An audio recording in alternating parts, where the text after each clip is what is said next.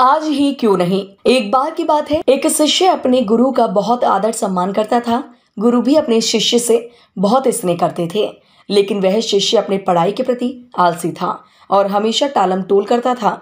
सदा काम से दूर भागने की कोशिश करता था। अब उसके गुरुजी टेंशन में रहने लगे कि उसका शिष्य जीवन की लड़ाई में हार ना जाए। आलस्य में किसी भी आदमी को निकम्मा बनाने की पूरी ताकत होती है। ऐसा व्यक्ति बिना मेहनत के भी फल पाने की इच्छा रखता है।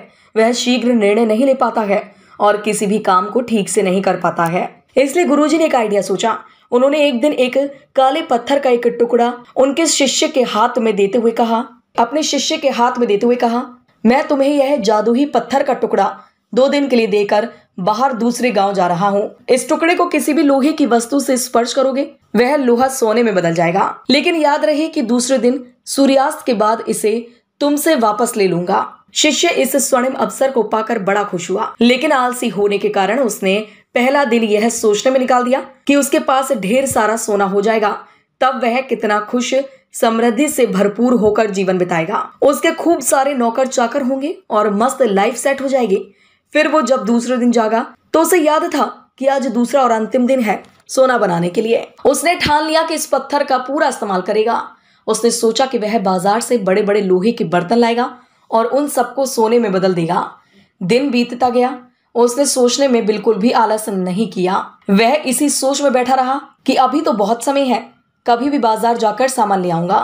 उसने सोचा कि अब तो दोपहर का भोजन करने के बाद ही बाजार जाएगा, पर खाने के बाद उसे विश्राम करने की आदत थी। तो उसने थोड़ा सा बाजार जाने का कष्ट न उठाकर आलस्य का गुलाम बनकर मस्त घोड़े बेचकर सो गया। और जब वे उठा तो दिन अस्त होने ही था। अब वह जल्दी जल्दी बाजार की ओर भागने लगा, पर रास्ते में ही उसे गुरुजी मिल गए।